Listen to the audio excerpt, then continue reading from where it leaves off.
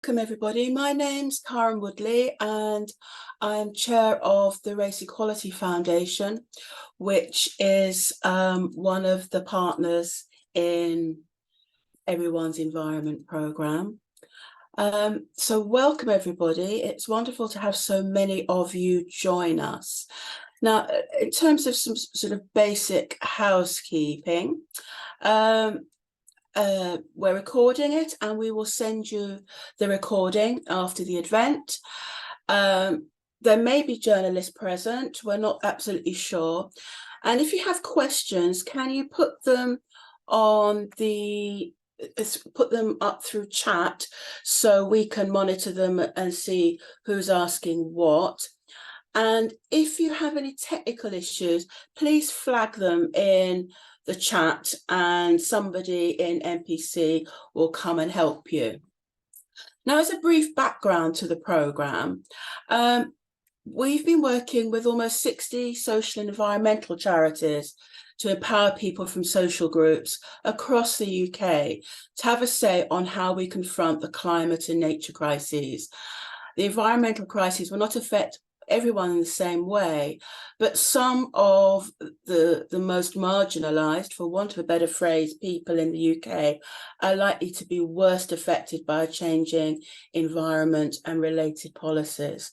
So back in June, the programme published research on the impact of the climate and nature crises on people from Black, Asian and ethnically minoritized communities. And since then, we've been running deliberation groups with people from those communities to hear their response and understand their priorities for charity action. As the chair of the Race Equality Foundation, and you'll hear our chief exec, Jabir, speak in a little while. This is a really important initiative for us, and we think it's a part of the social change agenda that is not including Black, Asian and ethnically minoritized people to the extent it should be. And we're also aware that very many of us have communities who are based in countries overseas that are being devastated by environmental crises. So it's important to us both in terms of our quality of life in the UK, but also the qualities of life for our families. And we feel it's time that we had a voice in policy development and in action around the environment, preserving the environment and addressing environmental crises. We've got some lovely funders who've been working with us and I'd love to thank them. We've got the William Grant Foundation and the City Bridge Foundation. So that's enough of me because I'm not as interesting as our speakers. So I want to introduce you to our first speaker, who's a lived experience speaker. And we're going to hear from Yvonne Shelton, who attended one of our deliberation groups earlier this year. Yvonne is a vocalist, an educator and a facilitator who has sung for and with many prominent names, from Heather Small to Oprah Winfrey to the Queen. So we all bow in your presence, Yvonne. She's also a foster carer and she's going to be sharing her own experiences of environmental impacts through her life and how she'd like charities to respond. So Yvonne, welcome and over to you. Thank you. Thank you, everybody. I'm just undoing my phone because I'm not going to read, but I've made notes so I don't go off track. I feel that I need to share a little bit about my early life. I've not got any slides or anything like that. I'm just going to let you know that my parents came over as teenagers. My mum was a young teen, about 13 when she came over, and my dad was about 19, from different parts of Jamaica. And when my dad came over to be with his mother, who we'd not seen for years, and they were doing shared houses where my grandmother had a house where she brought her children over one by one, and also she had lodgers, and my mum came over to be with her uncle away from her parents. And the situation then was you either shared a room or with your family members, or you hired or rented a room, and you were, if you were in lodgings from people from the local community, you were allowed to bathe once a week, or boil, and in the week you boil the kettle into hot water status, and you used a bowl. And the environment that time was, well, it was just frugal times, and people were just trying to get jobs and save money.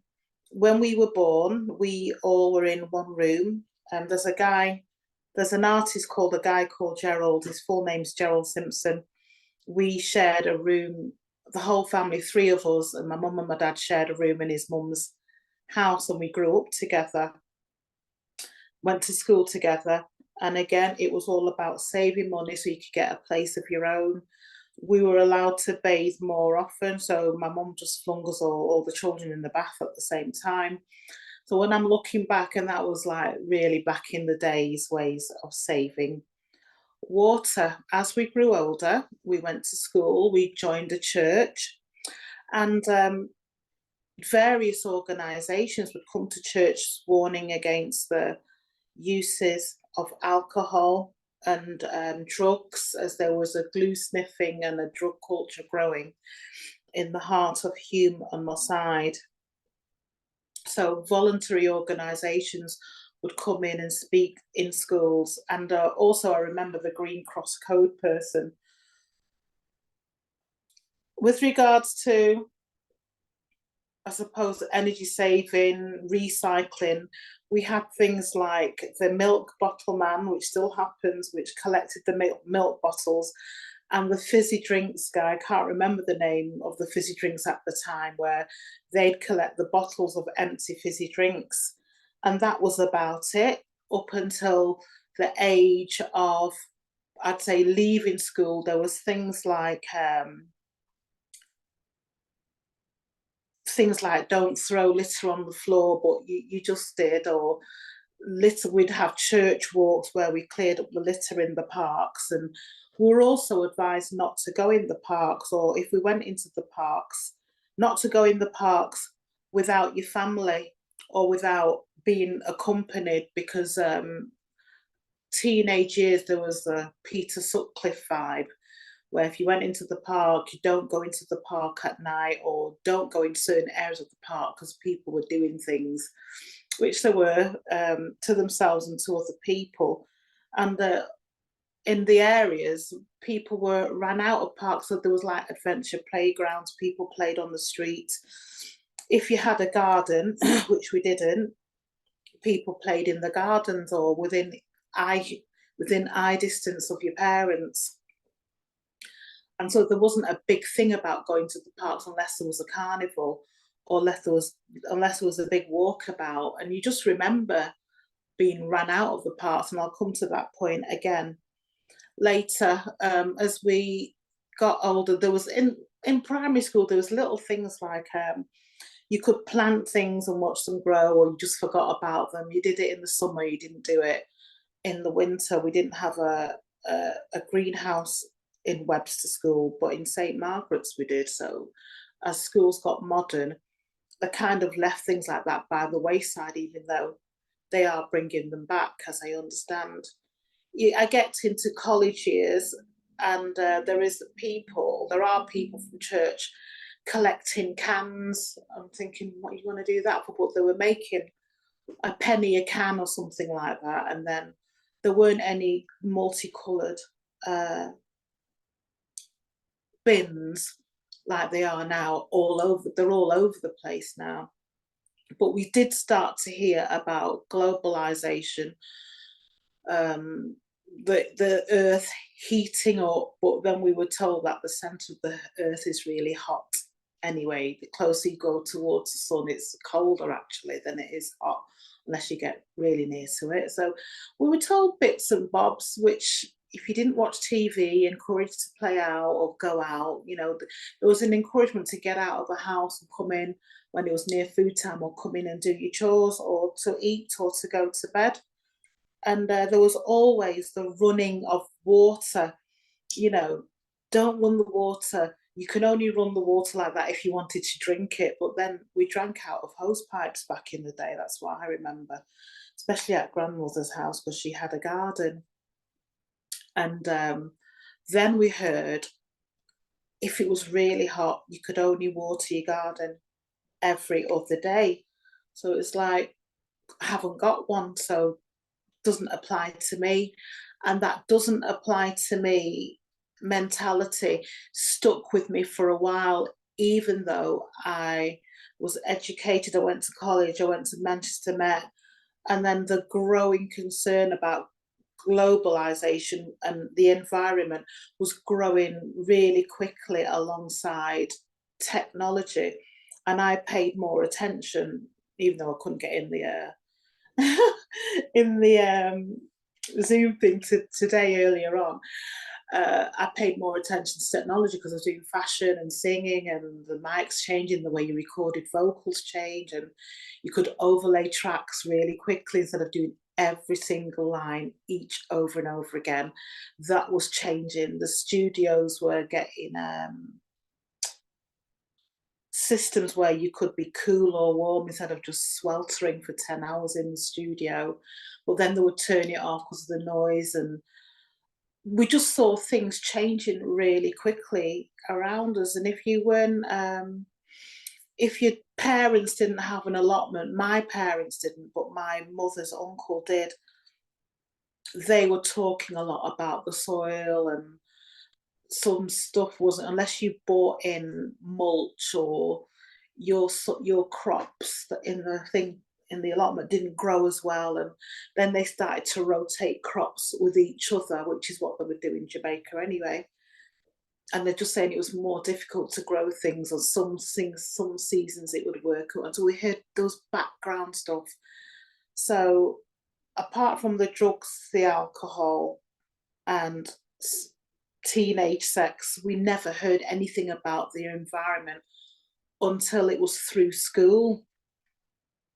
If it wasn't through school and growing things, the odd thing on the TV program, the odd thing on Coronation Street or EastEnders, if you watch TV, which I really didn't, you never heard much. It was more, as you got older, it was more the firemen would come round, the police would come round to schools and teach you about fires, which were happening a lot in the flats.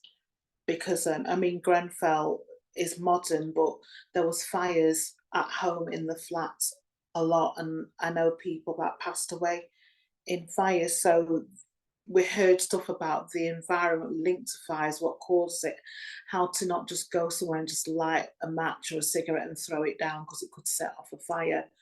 And that was bad for the environment, even though we hear of these bushfires that are terrible and are a nightmare. But people say it's good for the land to, but sometimes to burn things down, and that ash fertilizes the soil and you get to start again. So it's push and pull systems. With regards to the environment, things have changed. I have, as a foster carer, as a person that has toured all over the country and across different countries, people are now putting things away in bins, whereas we just used to leave it. We were told to leave it, and everything at events, parties, concerts, everything's all scooped up into one bin or several bins, but not separated, where it's all separate now. In schools, the bins are all separated. In public places, going and leaving things like Tesco or Asda or whatever, there are separate bins. At gigs, it's separate. Meeting places like children's services, buildings, everything's separate. Bins at home are separate, even though it's taken a while for me to sort of think, right, let's get this organised. What's a day in the life for me gonna mean? And I went to a Cannes painting day as a sort of relief from gigging and relief from foster children. And the lady came and said about coming from an environmental charity about walking in the park. And I thought, And that just brought up so many memories about being kicked out of parks if you were from the Moss or from Hume. And then I thought, my life has changed. I'm in my 50s now, I'm going to be 57 next year, early next year.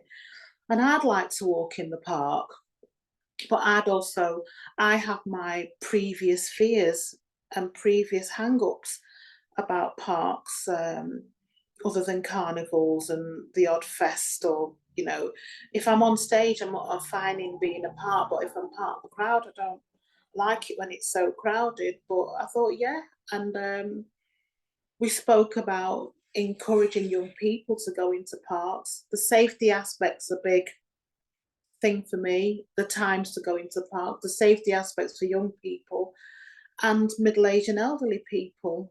And so we had a great conversation. I thought I went on with myself too much. But I just feel that people's needs have changed with time, and it's to really empower young people to want to be safe in parks, to want to behave in parks, and to let everyone know they're there for everyone's use, but to be even more thorough in sharing what energy saving, what recycling can do. Energy saving's always been a thing amongst myself, my family, because growing up, my family, we just couldn't afford to leave the lights or the heating on. There's just no way. But what I'm finding is for people who had the means, or for the last 20, 15, 10, 15, 20 years of their life, they are now struggling and they've got two wages coming into the house. What about those people with one?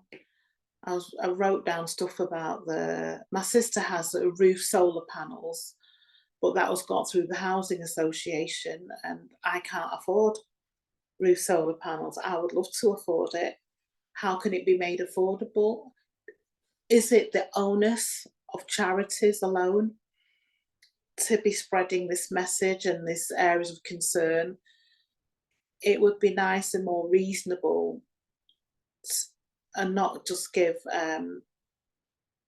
what do you call it, that like spot funding where you get a bit of money here, a bit of money there, then the money stops and there's no park wardens anymore. There's no community, are there community police or volunteers walking around the parks? Not so much patrolling, just so that if there is an incident, there's somebody there, or if somebody wants to sit in the park on their own, middle-aged woman who gets a bit tired like myself, and think, oh, I've walked a couple of miles, I want to sit down now, or are you okay at going into the park after an evening meal for a walk? And it's sunny, it's still light.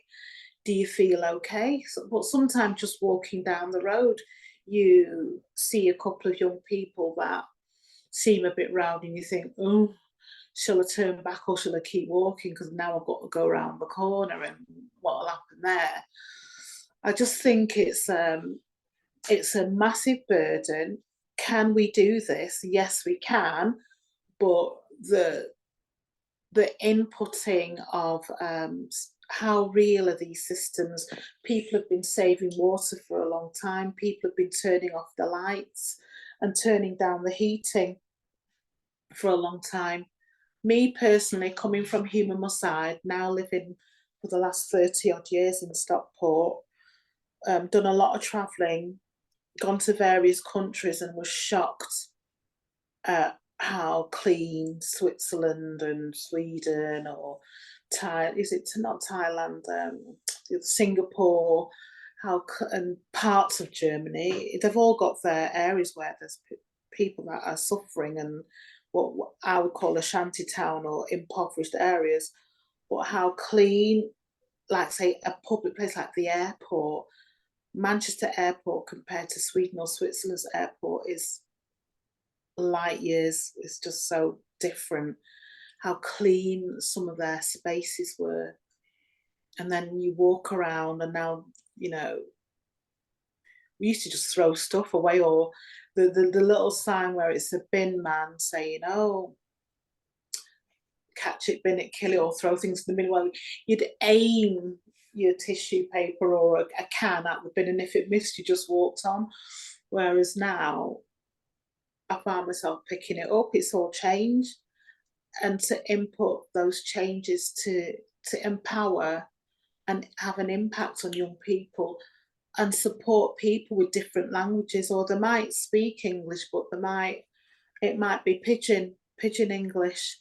And I love the way that I thought the woman was brave enough to walk into that painting centre and speak about it, and how to have women or men or young people like that going around encouraging and reminding people to use the parks, getting young people to be empowered enough to want to look after the parks, and encouraging people of all ages to have planting days in parks. And just to remember that a lot of the modern technology were kind of swept along with it. And I'm okay, but a lot of people I know my age, or people that have come over from another country, are kind of left behind. Or I remember the other meeting, I'm sure one of the women didn't fully understand the question the guy was asking, but I think she was trying to say morning coffees, or it's going where the people are, it's knowing where the people are, going where the people are, and sharing ideas that they can tangibly think, oh, I'll just change that. So making sure different things are in the different bins if you've got any. That's a big change. Thinking, Yvonne, yeah, I think that's a really wonderful point thank to you. finish. I need to hand over to Jabir, but I think we'll deal with questions from everybody later. But I think what I'm picking up, Yvonne, is there's that whole thing about, are parks for everybody and are they safe?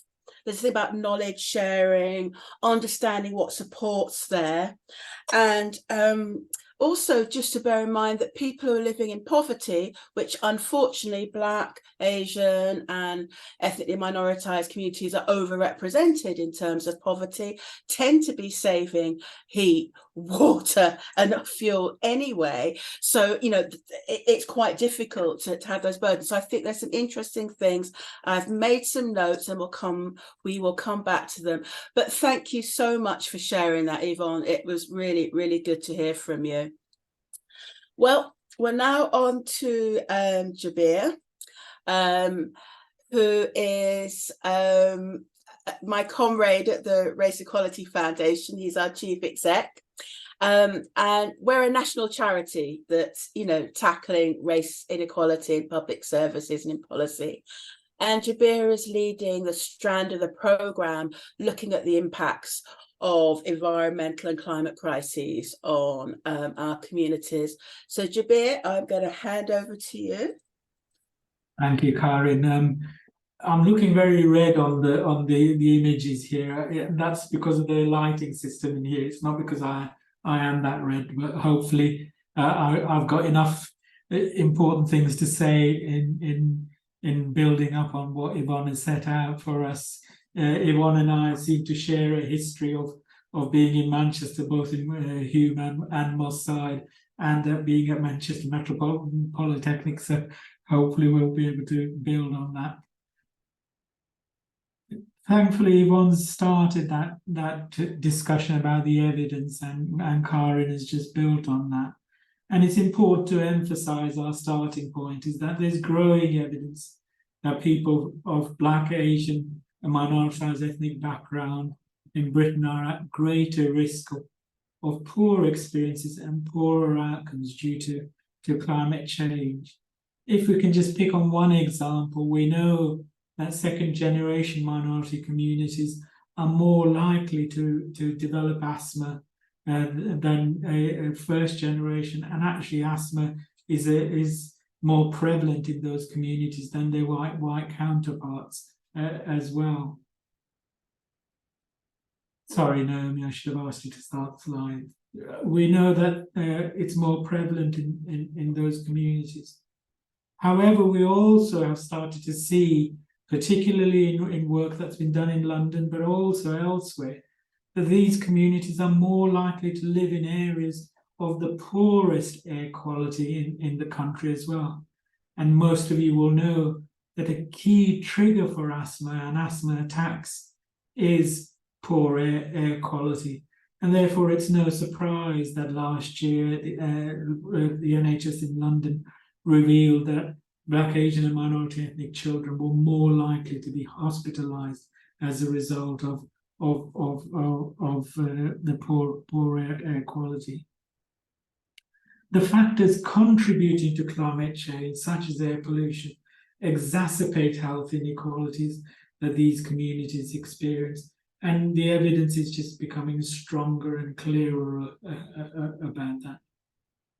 Yet it's also clear that their voices are underrepresented in the environmental movement, although we are starting to see some change with people like the Sheffield Environmental Movement and Maxwell Ayamba in particular leading some of that change.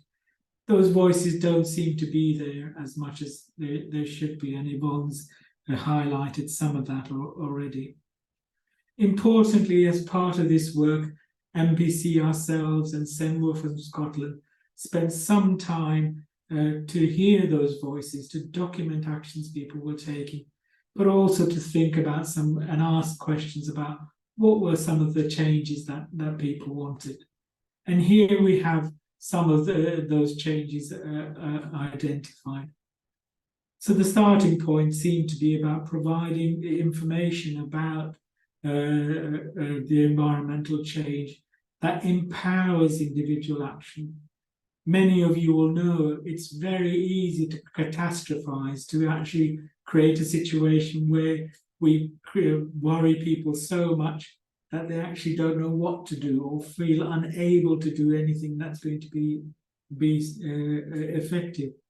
Yet it's quite clear communities, particularly minority communities, but I suspect others as well, want that information to better understand what impact climate change is having, but also the role that they could play in taking action, including getting their governments to take action. It's important to start off with also noting that many of the people we talked to were already taking steps. Yvonne has highlighted the care with which water is being used, but this was something that was being heard from many of the people that we were involved with.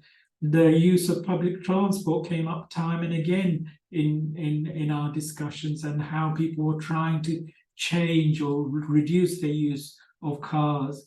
Minimizing food waste was often highlighted as well, including avoiding the use of harsh chemicals as well in their food. The important difference that these local action of respondents, but here is some of that that was highlighted in terms of what participants wanted. Attendees suggested charities might provide information that empowers them. They talked about setting up ways for ethnic minorities to have a voice and volunteer in that process as well. It was important to build capacity and to encourage collaboration as well. I'm really pleased to see the number of organisations who are working on the environment attending today. And I hope that part of what we achieve as a result of these discussions today, but also the work that's been taken forward, is that building of capacity, is that local action, is that grassroots initiatives that we can build on. Naomi, can we have the next slide? What people from ethnic communities wanted the government to do was also highlighted repeatedly. I have to be honest, there was some skepticism as to whether or not some of the steps that the government was taking were going to be effective, but nevertheless, people wanted government to be an important part of the change. Participants felt that policies in relation to the environmental crisis had failed to listen to them effectively, but they also wanted to be part of that process of change. One person said, people who set the policy don't have to deal with the impact. So there is a view that if you could actually be part of that process, you would contribute to making sure that it worked. Where communities are consulted, participants felt that it was sometimes merely a matter of an exercise, a tick box exercise, and that the local voice wasn't always heard. But when thinking about specific policies, the most common priority people talked about was travel, including investing in public transport to increase reach and reliability and reduce costs. We're supporting those who cannot use public transport. We often see this as being a challenge, and clearly the work that's started this week in Manchester, where a new system has been set up that's going to try and create a better transport system, can only be welcomed as part of this change. But it needs to ensure that it reaches out to the areas where Black, Asian and minority ethnic communities live, and that it's affordable as far as possible. On incentives for change, in general, attendees felt that climate policy needs to prioritise bigger wins by regulating and taxing companies and investing in renewable energy as well. Where individual action is concerned, participants felt that positive rewards-based policy would work better than additional charges or regulations. I'm sure you heard Yvonne talk about in her childhood about schemes that when you return bottles and tins, you got some money back.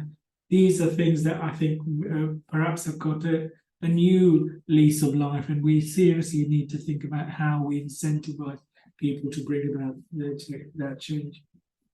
Participants highlighted solving fuel poverty in line with green goals should be prioritised, with more support targeted to vulnerable groups.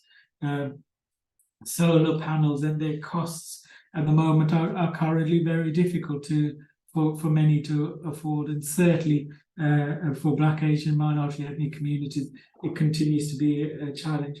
But on housing, attendees highlighted that when renting, especially in blocks of flats and local authority housing, there was little that individuals could do to see increase without increased regulation and enforcement with private and social landlords.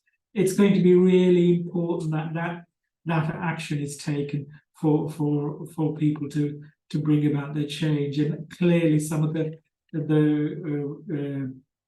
policies announced or proposed in the last couple of weeks are deeply worrying in terms of whether or not landlords are going to be incentivized to keep up improving their homes.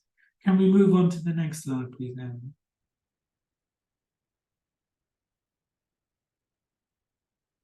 It was important to recognise that much in the same way as you'll have heard in some of the other liberation groups, people with disabilities, older people, young people, there was a clear view that people wanted to advocate for action, people wanted to be involved, and people wanted to shape, but they wanted action taken on issues around climate change.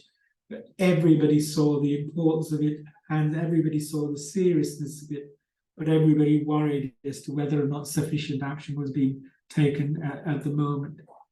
Needing support with the impacts of climate and nature crisis was highlighted time and again. That issue that Yvonne's raised about accessing green spaces such as parks and so on, it comes part and parcel with a question about what's happening to nature as well, in particularly in cities, but in other settings as well. If we don't act now, we're not going to have those spaces to enjoy in the way that we should be able to, with significant impacts on people's well-being. Certainly needing better information and education about environmental impacts, policy responses, and actions that individuals can take was a key part, and perhaps a key part of what we as charities can do to make sure that we build a movement that takes seriously about climate and environmental crisis, but also it takes seriously the disproportionate impact it's having on some groups. Thank you very much for listening. Thank you very much, Jabir. We're now opening up for some questions, and I'm keeping a a view on the questions that are coming in. There's one that I'd like to ask Yvonne, if I might, particularly now that you've got a fan going. If there was one thing that you would want charities to do, yeah, maybe around green spaces or knowledge sharing or information, what would be your top ask of the charity sector? I think as long as they've got support with funding, because I know what it's like. I've been a person who's been funded for various things. When it stops, it's the continuity. So it's to start projects that they can empower the communities to continue, whether they're there or not. Like when I used to do a community choirs, I'd always have a few people that I'd teach the songs, teach them how to teach, or I do a training, the trainers, like a teacher training day, if I go into schools, and I teach them how to teach the young people the songs. So when I'm gone, they might want some new songs, or they might want a bit of a refresher themselves, but they know the basics of how to continue without me. So it's not about me, it's about the young people, and it's about the teachers. So I'd apply the same concept to charities, how to empower young people and all people of societies to learn how to do it with support first, and then they can then do it themselves afterwards, because some of it don't cost money. It's just a bit of training. I think what's interesting, I remember when I was chief executive of the Stephen Lawrence charity, we were doing a lot of work around open spaces and that kind of stuff, that people felt that they were vulnerable. Yeah, Black people felt vulnerable in parks, that if they gathered more than one of them, they were likely to be arrested or accused of doing no good. Yeah. Or if they decided to take a picnic or something like that and sit with, then other people would move away, thinking that there were cultural blocks that were based in discrimination and racism that meant that open spaces weren't for them. And it occurs to me that is something that charities and can do something directly about, because there are an awful lot of charities involved in the kind of whole world in terms of parks and spaces and trusts and things like that. So that's probably quite an interesting thing in terms of culture. And Jabir, you mentioned that people wanted government to give better incentives. Did people also want more regulation, or they just want incentives? I think it might sound contradictory, but I think both can be true as well. There is a view about incentivizing. We've seen that recent debate about air pumps and subsidizing air pumps. But the reality is that actually that's a very small scale response to try to address some of the challenges that Yvonne set out very, very clearly. We do need to find ways of incentivizing people using energy less, but also using methods of energy that are less damaging for the environment as well. And solar panels and so on are perhaps one of the things to do, but the affordability of those is really challenging for communities that are struggling with the cost of living and so on. But at the same time, without regulation, for example, we know that all communities are moving more into private rented sector than they used to. But it's the case that particularly for the Black Caribbean community, the private rented sector continues to be the biggest type of housing that they have. And without proper regulation, we continue to see some of the dreadful situations that people are experiencing in urban areas, where really poor quality housing is persisting. That's not insulated, that is energy inefficient, not energy efficient, energy inefficient in the way that it uses energy. And without regulation, landlords are not going to have the incentive to bring about that change. So I think we do need a bit of both, because without that, we're not going to achieve the scale of change that we need. Yeah, I mean, I suppose there are real issues around that, given also the kind of the urban base of many of our communities in terms of access to poor quality and increasingly slum housing, and less action to parts. I mean, it's an interesting, in terms of Jabir, in terms of previous work you've done on the impacts of environmental change and policies, has there been any evidence that Black communities are less likely to get solar panels? Has there been any research to know what happens with things like, you know, insulation, you know, the things that people could get? Yeah. I think Is there any evidence or that tells us how that, whether there's equitable distribution? Or I think Liz and Leah may be in a better position to answer that, but from what I've seen, the evidence doesn't suggest that poor communities have access to those measures because of their experience of poverty, regardless of how subsidized solar panels were at one point. The reality was there was still a significant expense involved in its installation, and that's always a deterrent in that. We do know that often there have been housing schemes that have been organised, particularly under some urban regeneration banner, that's trying to improve insulation in particular areas as well. But again, the evidence from across the country is that minority communities continue to live in the poorest quality housing and are at greater risk of some of the harms that are caused as a result of living in the poorest quality housing. So I don't, while there's some change, I don't think it's changed hugely.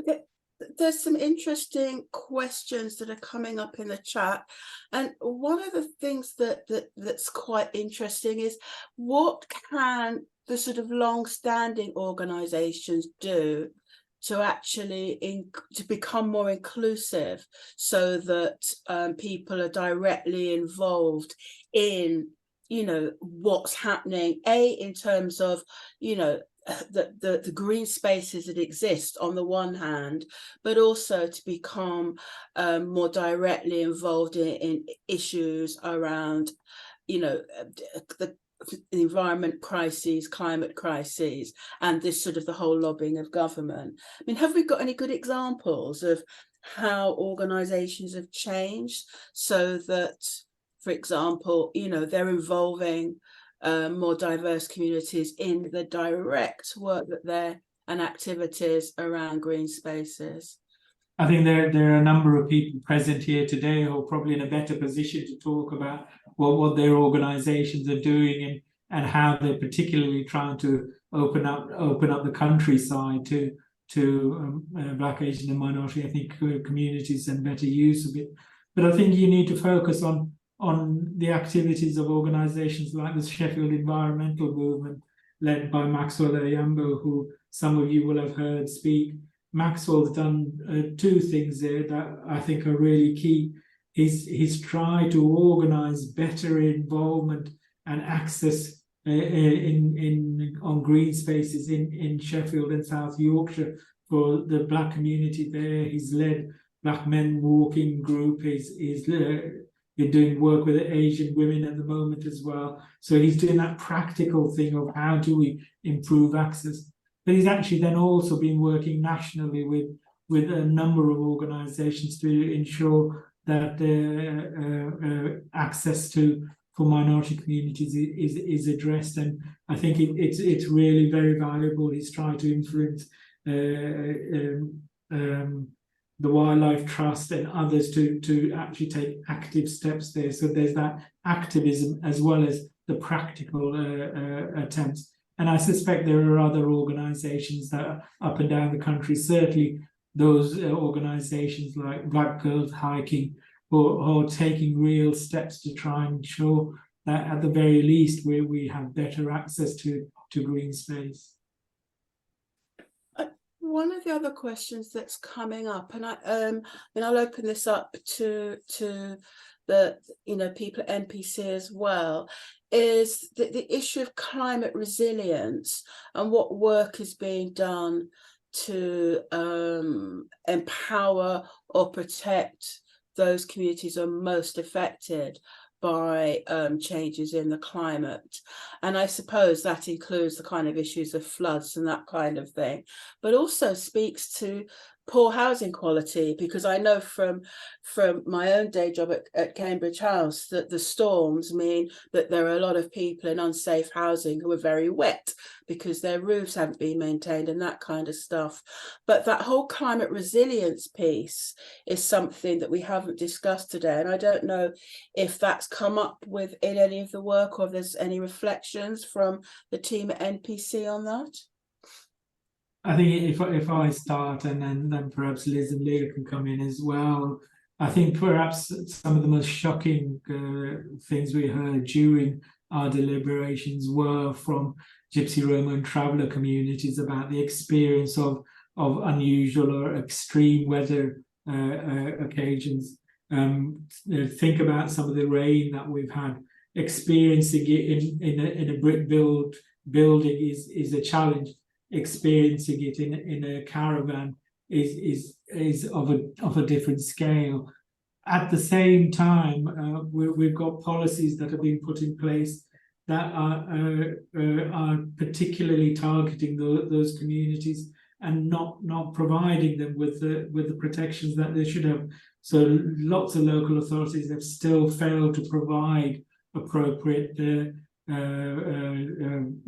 places for those caravans to park up, and as importantly are not providing some of the facilities that would better protect them as well. So I think that issue about resilience is an important one, but not one that we're seeing much change in at the moment.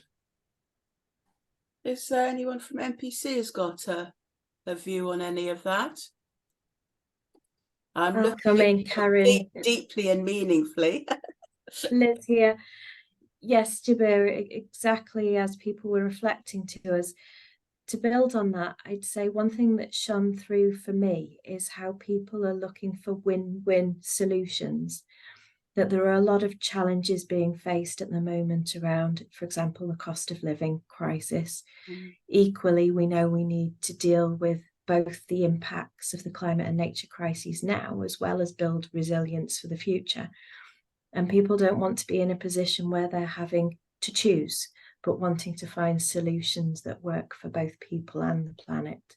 So I think as we go forward, the question isn't so much about resilience to the climate and nature crises changes ahead, but it's building stronger, fairer, healthier communities overall.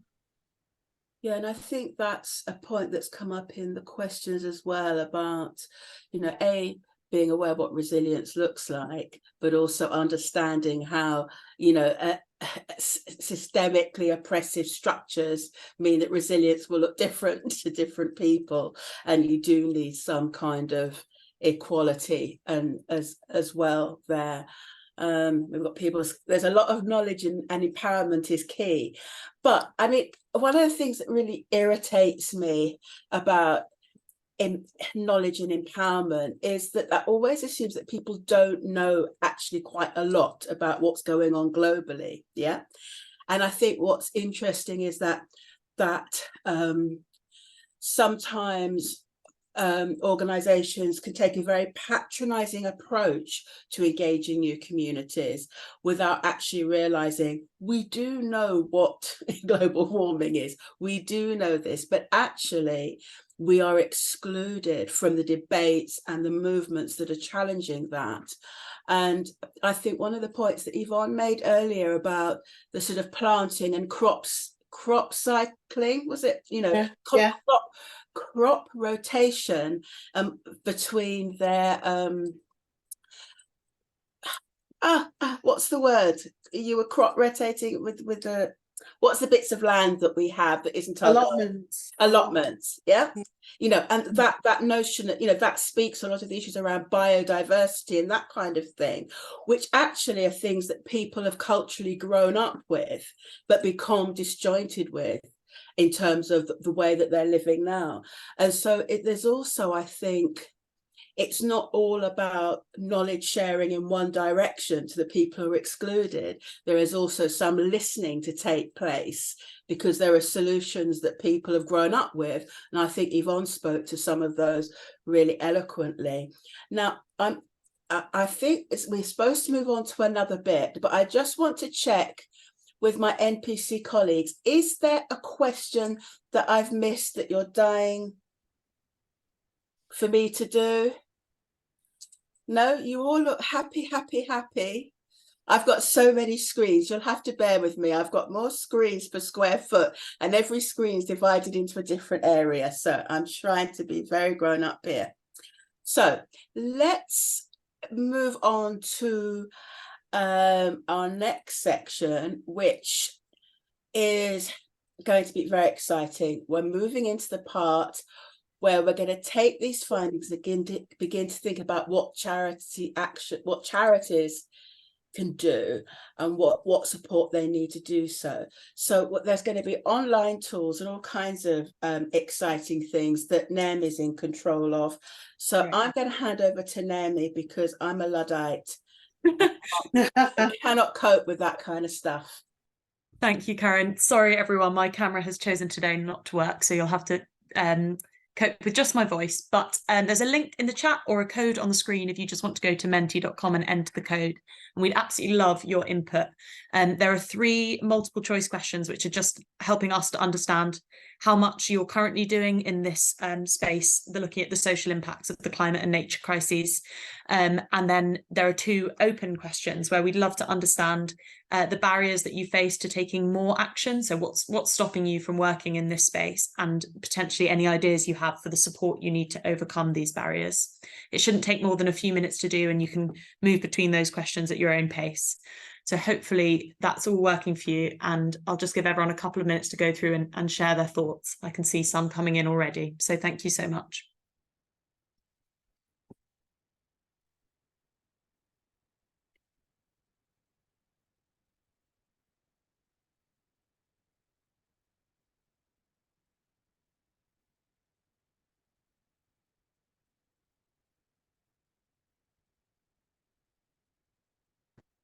Great. So do keep those responses coming. And just a reminder, thinking about things, you know, some of those ideas for charity action that Yvonne and Jabir shared with us earlier. What would stop you from doing that kind of work in your organisation, and how might support from the Everyone's Environment Programme help you to overcome those barriers? Great to see some ideas coming through already.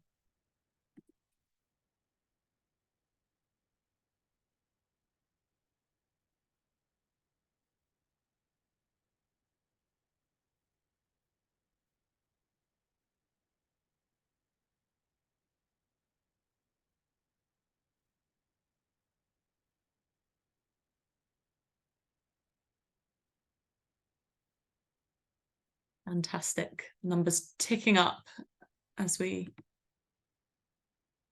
more of you send in your thoughts. That's great. I'll just give everyone a couple more minutes to share their thoughts. I know the open-ended questions take a bit longer to think about, so I'll just make sure everyone's had time to think about that before I hand over to Liz to think about these results.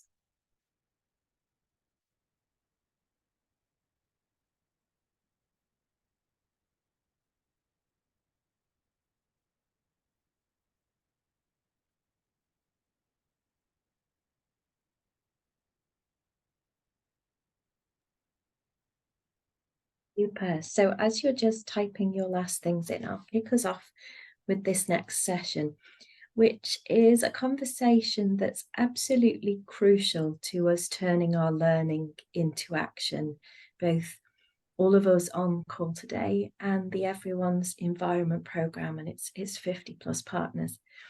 What we're going to do now is to explore together your reflections on the implications of what you've been hearing from the findings for your work and your organisations, and talking about barriers to action and what support you might like to overcome. We're going to have a look first at the results of the Menti to give us a flavour of views in the room today. So in terms of the extent of awareness around embedding a response, this is quite a mix, isn't it? You know, most people are in the sort of somewhat or just beginning on the journey place, but fabulous that we've got a few there who are feeling pretty confident. That's a great opportunity to be able to learn from each other. Should we go on to the next one, Naomi? An openness to doing something. Oh, isn't that lovely? How high that is. So considerably or extremely is what people are mainly saying in response.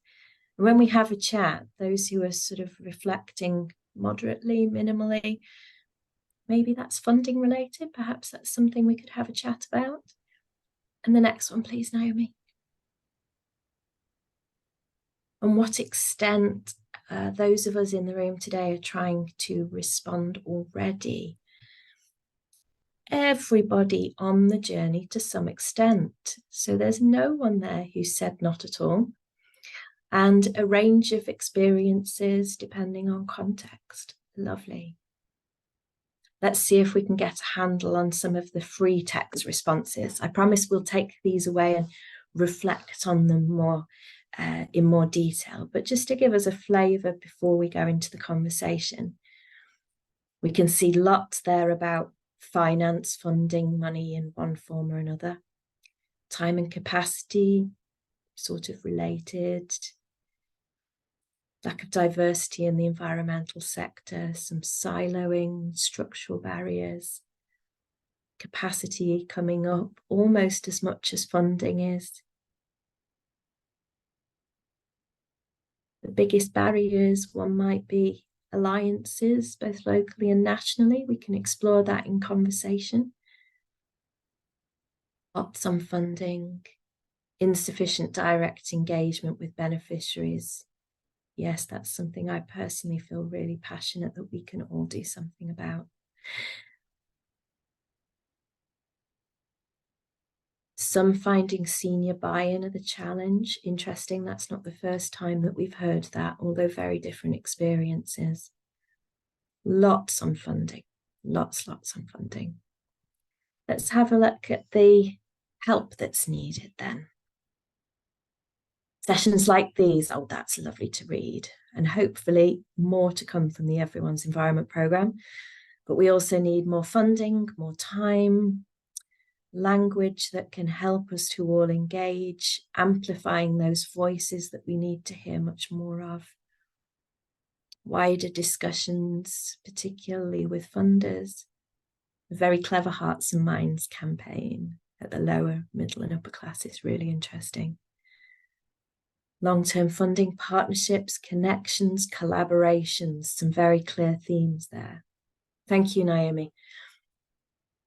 So we will open now to a conversation to unpack some of that a little bit more.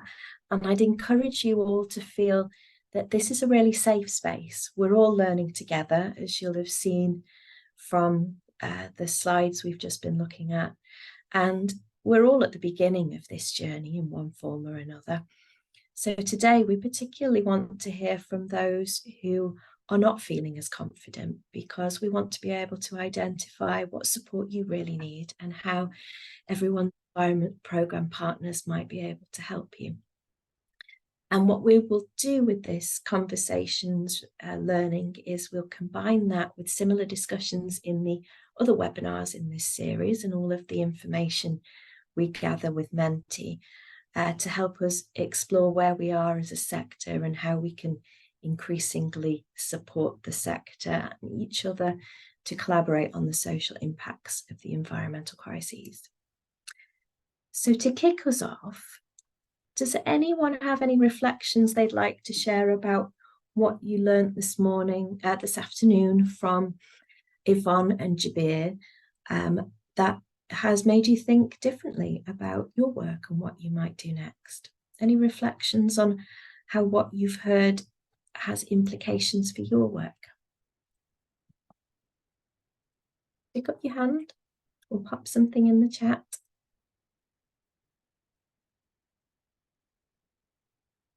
Big open question. Have a ponder about that and let me know. We shall dissect some of the barriers a bit more and what kind of support you need. So one of the things that we have heard quite a bit about in the chat, the Menti there, was about a desire for more collaboration, alliances, joining up with others to share learning and possibly act together. What type of support would help you to do that? What are the challenges at the moment? Anybody got any examples or thoughts? Liz, I wonder if we can encourage Kiran. Is it Kiran Mia who's put in a comment about Bangladeshi people in East London, and to say a little bit more about the challenge they raised? That would be super, if you're happy to.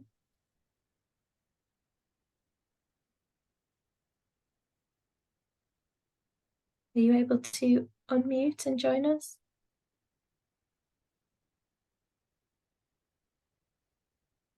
Perhaps later, perhaps later. I've got a question.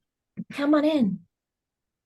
So good afternoon, everybody. I'm Tony Seeley. I am a local arts practitioner based in Brixton, and I run a user-led intergenerational group of Black and brown men that meet every week to build connection and build support for the day-to-day living of life. And we are a support group, to cut a long story short, and we've been meeting for a long time. And I was just really thinking, after hearing the presentations, that we meet at a venue which is Mosaic Clubhouse in Lambeth, and we use their space for free on a Monday night. But if it wasn't for them allowing us that space, we wouldn't exist in any shape or form. We don't have funds, and so we couldn't convene.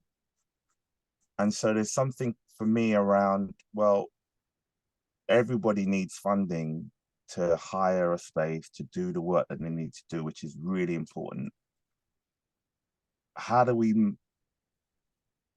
make more space available for people, communities to convene? Because a lot of the time people need to build connections, build that togetherness, and have these spaces where they can come together and be. And my group is just one example that has taken up this opportunity to use one of the Monday nights in that venue to meet every week. And it's just, what I'm basically saying is, if without Mosaic Clubhouse, we wouldn't exist. We've been going on for about 4 years now.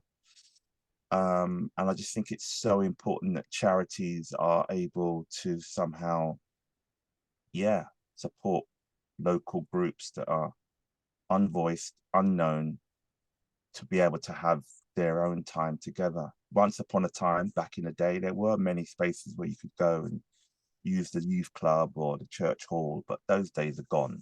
Everybody wants money. And we know how scarce lack of funding is, and the cost of this and the cost of that. But at the end of the day, what do we all want? From my personal selfish opinion, we need to come together more and be in spaces where we can talk and be and do the things that are important to us. And if that means social action, but that's where it's going to grow from. But if we haven't got spaces to convene, I just think it's really, really difficult. And I'll end on this, in relation to this wonderful topic today. If anybody is in London and wants more information, the group is doing a performance on addressing the climate crisis issues at Brixton House Theatre next week, Wednesday, Thursday and Friday.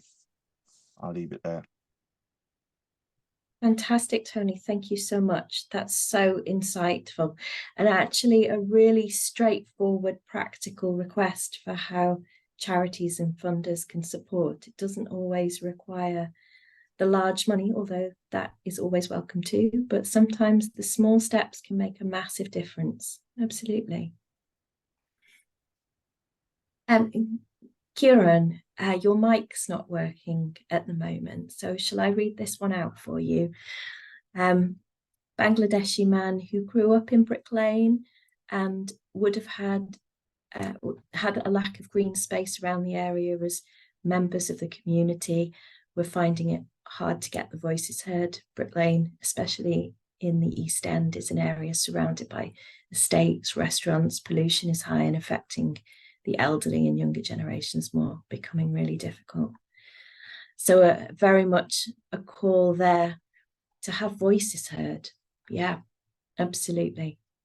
What would help you within your organisations and your roles to be able to have your voice and the voice of those you work with and for raised and heard by charities, funders, policymakers more widely?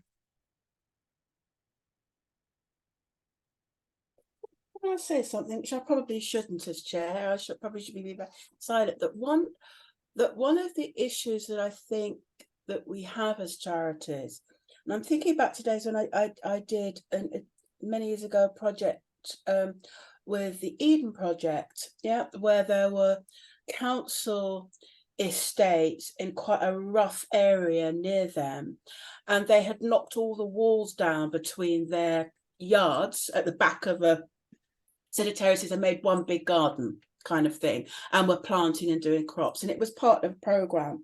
But one of the things I think that we sometimes forget is that the charities that are close to communities, the small charities, the Black-led charities, you know, the very specific, sorry, you know, the kind of the ethnically minoritized groups, that kind of stuff, we are often very, very under-resourced. And also funders will think, but this isn't your bag, why are you getting into this? Yeah. And I think having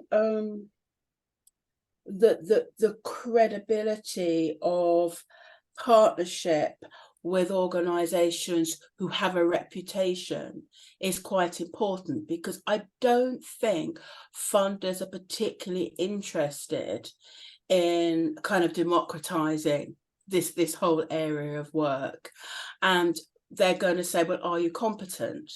And you know, I think in terms of my day practice, and you know, with law centres and housing projects and that kind of stuff at Cambridge House, you know, we are dealing with environmental stuff and the impact of crises a lot, but we're only funded to keep roofs over people's heads. So if we were to do something else, it would be seen as mission drift. So it's quite a complex set of new areas of work, and you know that, you know, if an organization wants to use a park and develop a whole new way of introducing people into using spaces, that can be tricky. Access to allotments, that can be tricky. So, you know, our exclusion from a lot of those areas actually goes in not only in our day-to-day lives, but also into our charities. And I think that that's something that needs to be exposed in terms of this area of work. Thank you, Karen. There's a number of people agreeing with you strongly in the chat. Thank you. There was so much in that, but a few that jumped out to me, obviously the equity issues, but also around that you talked so eloquently about the importance of working together to be able to demonstrate our competence in a range of areas, and the challenges of being able to demonstrate how this isn't outside of our remit as a charity, but in fact central to us achieving our missions. We've heard that in quite a few other places, so we'd be really interested to hear if that resonates with others.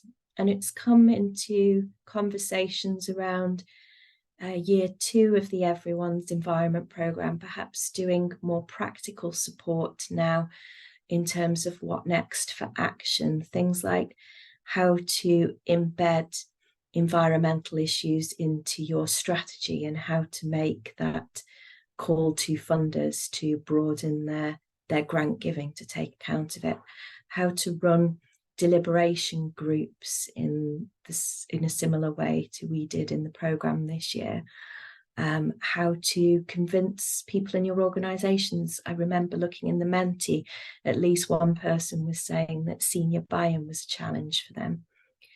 If there are particular areas where you would particularly welcome guidance, advice, case studies, examples, calls to action to funders to help you with that practical action, would love to hear your thoughts. Either stick your hand up or pop a note in the chat. Be interesting as well to hear what your experiences are with engaging with senior members of your team, if that isn't yourself, chairs, chief executives, and engaging with funders, and how you have experienced making the case for thinking about the environmental crises, if you have been experiencing challenges in that area. Alison, do you want to jump in? Yeah, I think one of the things that I notice is that conversations about responding to climate change and thinking about ways to mitigate climate change seem to fall through a gap in remit. So the particular project that I work on for QSA is about building financial capability. There's definitely a connection, but it's not explicit enough for there not to be a big debate about whether Made of Money can engage with this work. Is it about money? Maybe it isn't about money, but it affects people on a low income. I think it's very easy for this to fall between the gaps, which is strange because actually climate change and responding to that sits across all of our concerns. It's there in all of them, but somehow invisible from them when we try and articulate them and bring them into our practice. Such wise words, Alison. And you see that a lot in speaking to funders, where we've seen, a health funder will say we don't do environment funder might say we don't do health. I'm oversimplifying, but completely resonates that experience. Owen, what's on your mind? I think just following on from Alison's points, so I work for wildlife trusts, and I believe there's a movement that's predominantly been about conservation. In the last couple of years, we've taken quite big steps forward and teamed up with the National Association of Community Organisers, and brought on board a whole suite of new staff kind of working on issues beyond just where we've traditionally done our work. And advocating for that has been uphill as a struggle, and I think I hear from our community practice that's differed from trust to trust. But it seems that we are at this watershed moment of talking about the intersectional issues of kind of environmental justice and social justice within what we see as just traditionally our remit, our goal of being facing the kind of nature crises. So yeah, I think just reflecting on Alison's point that it's just so intersectional and can't be ignored any longer to just be what we do as one charitable organisation within a certain sector. It has to kind of reach beyond that and build bridges. Yeah, such parallels to what Alison was sharing about the need to make sure that things don't fall between the gaps in our existing silos and finding a way to bridge so that that doesn't happen. Leah, are you going to come in? I wasn't. I was just celebrating and saying yes, because I'm really conscious that I am always very vocal in these spaces, and I wanted to sit back and just hear other voices today, if that's okay. Although, being as I'm on the mic, the Green Jobs for Nature programme that SIEM are running is aiming to increase diversity within the environmental sector, alongside work that we're doing with our colleagues at the Wildlife and Countryside Link. I know that some people have spoken today about sort of issues embracing change at higher levels. Through the route map, we have addressed that in our evolving culture in year 1. So I wonder if that might be something useful for people to look at as a resource. I'll share it again in the chat, because as 60 charities in the environment sector, it does finally feel like we're starting to make a little bit of an inroad. So hopefully that will be useful for you. That's fantastic. Thank you, Leah. We will share that widely. Then a theme that has come up in a couple... Circle, do you want to come in first? Thank you, Liz. Yeah, I just want to highlight, I'm from Manchester, Wayne Society. We deliver quite a lot health and social care community-based work for the Chinese community or East Asia. So we have a community garden. We do a local or lot vegetable. Now, because we do health and social care work, it's about their well-being. So it's very related to the environmental, our day-to-day issues, but also some of the first issue urgent about cost of living, because the cost of living link up to their health and social care, also link up to their well-being. Because even they struggle to pay the bill. I think Yvonne, when she shared about her day-to-day life, some of the link up about health and safety, because they're struggling. That means they have to consider some of the, we talk about environmental issues, but have an impact to some of the community members we are working with, especially we are very focused on the health and social care. So at some point we do a community garden and promote the well-being and sustainability. But what we think we probably in terms of policy side, and make sure in the local authority or area, make sure that the environmental community space must be linked up to the health well-being. If they don't join up, they will be just almost things not joining up will disappear very quick, and then the problem will still carry on. So just somehow, I don't know, the policy side or strategy side, when every city have a lot development, a lot builder, a lot construction, there is already a lot environmental affect the asthma. But at some point, they must have some regulation, make sure the developer create a green space for the community, especially for the diverse community to use it. Yeah, and they can generate some of the sustainability. I don't know, go vegetable. I think, yeah, we go Chinese vegetable in our garden. Okay, yeah. So that is, but we want to see that's more happening. Otherwise, let we contradict ourselves. We want the buildings in the city, economic wise, they want to finance, but similar damage people health. Yeah. And the people is especially those community English their second language. So that means they're even more vulnerable as well. Yeah, within the community. Thank you, Circle. So many opportunities to be grasped, and hopefully with more voices raised in favour of that type of intersectional work, finding those win-win solutions, we can be improving the areas we live in, improving our health, and taking care of the environment at the same time.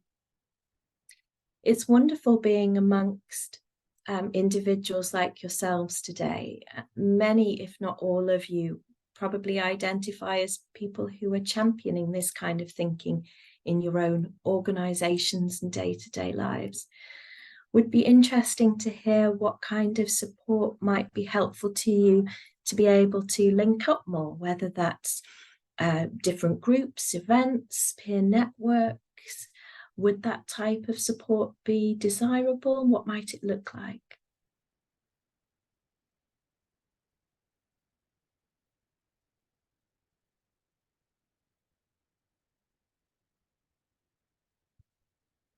Pop me a note in the chat if you'd like to pass on any thoughts to us as we start unpacking that a bit more over the coming weeks.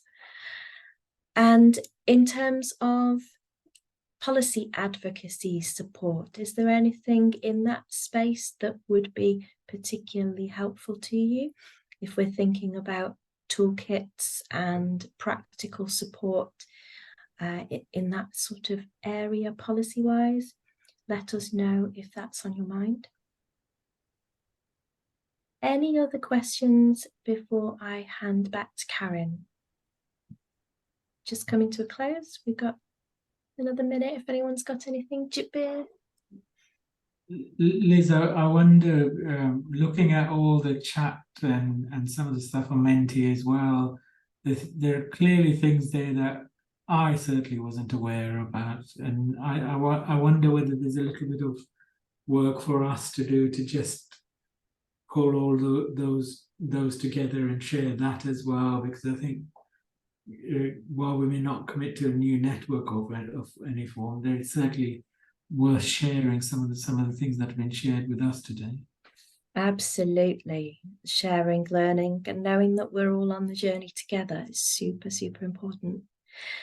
Thank you guys for the insights, the reflections in the chat, the Menti, and in conversation. I shall hand back to Karen. Well, thank you, everybody, and thank you, Liz. So we're coming to the end of our time together. But just there have been so many different aspects of what have been discussed today, from the kind of activities within our individual organisation. But what seems to be an overwhelming theme is the partnership and information and working together.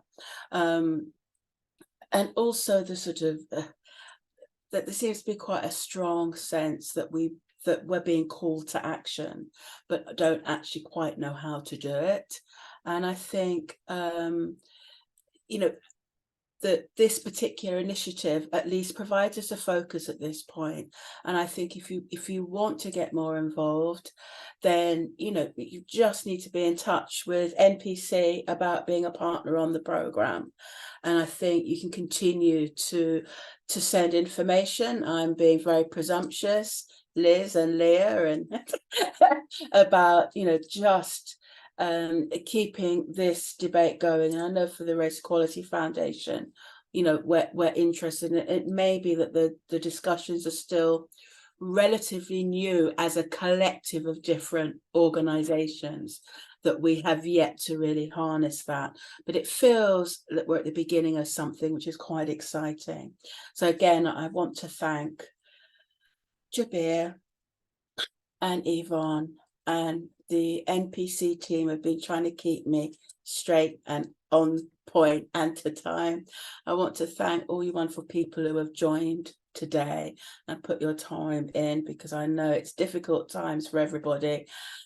And I will also thank our funder again, the William Grant Foundation, Children in Need, and City Bridge Foundation, and call on them to set the standard for other funders and maybe to begin the debates with other funders. We've got more events happening. There are further events this week for disabled people and older people on Thursday. There are more events in November, specifically for funders, for trustees, and for charities in London. I want to be at that one. So it'd be really good to share the briefings with anybody. And as you leave today, it would be really good to think, I suppose part of the call of action is for us to reflect on these issues back in our organisations, and even to a sense with our families and communities, and see what we could be doing more within our own spaces, and how and what commitment we can make to working with others. So I'm finishing 2 minutes early. So there is just a few seconds in case Jabir or Liz or Leah want to shout out something that I've forgotten. No, everybody's smiling. It's been really, really wonderful. And I can see there's lots of things coming up on the chat. And I think NPC will hold on to all this stuff and send us all a briefing. Yeah. So I will say goodbye and thank you to everybody. It's been really, really good to spend some time with you all. Bye. Thank you all.